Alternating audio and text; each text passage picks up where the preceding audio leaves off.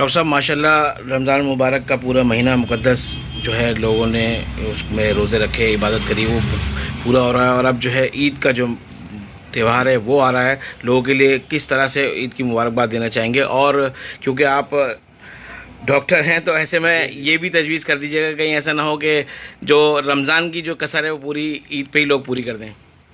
جی اصل میں ایسا ہے کہ عید جو ہے یقیناً ایک جشن کا تہوار ہمارا سمجھ لیجیے، اور اللہ تعالیٰ کی طرف سے انعام کا دن ہے یہ کہ آپ نے جو روزہ رکھا ہے تو اس کے خوشی میں آپ جشن منائیں. لیکن دیکھیے اس میں بھی اللہ پاک نے پابند کر دیا کہ آپ جو ہے پہلے 2 رکعت نماز شکرانہ ادا کیجئے.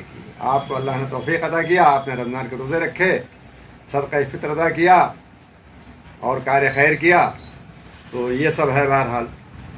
لیکن ان سب میں ایک بڑی بات یہ ہے، ہمیں محاسبہ بھی کرنا چاہیے کہ ہم نے جو ہے رمضان میں اپنے آپ کو کیسے تربیت دی. خود کو ہر آدمی اپنا محاسبہ کرے، اور اس کا نتیجہ جو ہے وہ ہمارے صحت پر کتنا اثر انداز ہوا، ہم کتنا اس سے فائدہ حاصل کیے، روحانی طور پر ہمیں کیا حاصل ہوا، کیا ہمیں اللہ تعالیٰ کی قربت نصیب ہوئی، کیا رسول اللہ صلی اللہ علیہ وسلم کی سچی محبت عطا ہوئی ہمیں. رسول اللہ صلی اللہ علیہ وسلم کی جو ہے اگر محبت سچی نہیں ہمارے دل میں ہے تو پھر ظاہر ہے کہ اس کا کوئی بڑا فائدہ نظر نہیں آئے گا.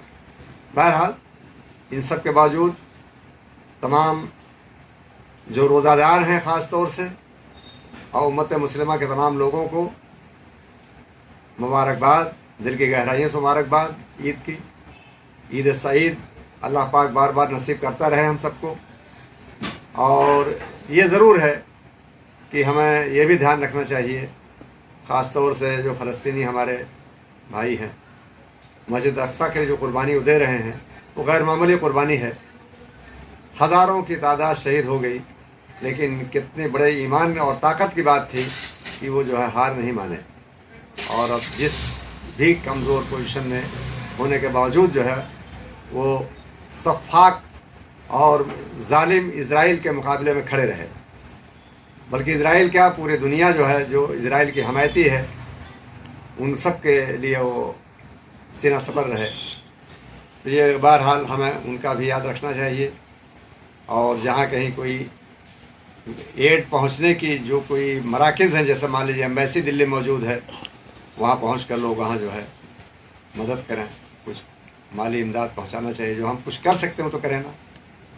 اس کے علاوہ میں گزارش کروں گا لوگوں سے کہ جو بائیکاٹ کی اپیل کی گئی ہے اس پر قائم رہیں، تاکہ دشمن کمزور رہے گا تو ہمیں کم ستائے گا. ہم اس کے طاقت بننے کا سبب کیوں خود بنیں، اور بہت معمولی سا یعنی ہمارا حق ہے ان کے اوپر بہت معمولی قربانی کے ساتھ کہ ہم جو بھی بائیکاٹ کی اپیل کی گئی اسرائیلی سامانوں کی، خاص طور سے خرد و نوش کی، MC ڈونالڈ وغیرہ کی، یہ سب چیزوں کا ہم استعمال نہ کریں، اور تمام سارے جو ڈرنکس ہیں اس سے بچیں. اور عید کے موقع پر جو ہم ٹوٹ پڑتے ہیں، ٹوٹ بھی پڑتے ہیں، کئی بار مجبوری بھی ہوتی ہے. ہم جہاں کہیں جائیں گے یا کوئی ہمارے یہاں آئے گا تو ظاہر ہے کہ ہمارے لیے تو مسلمان کے لیے عید سب سے بڑی خوشی کا دن ہے. تو اس میں جو ہو سکتا ہے آدمی اچھے اچھا کھلاتا ہے، اچھے سے اچھی خاطر تواضع کرتا ہے، تو اس میں احتیاط رکھنا چاہیے. بس یہی لوگوں سے اپیل ہے کہ اپنی صحت کا خیال رکھیں، اور جو روحانیت حاصل کیا اس کو باقی رکھیں، اور باقی رکھنے کے لیے جو فرائض ہیں، جو شرعی احکام ہیں اس پر قائم رہیں.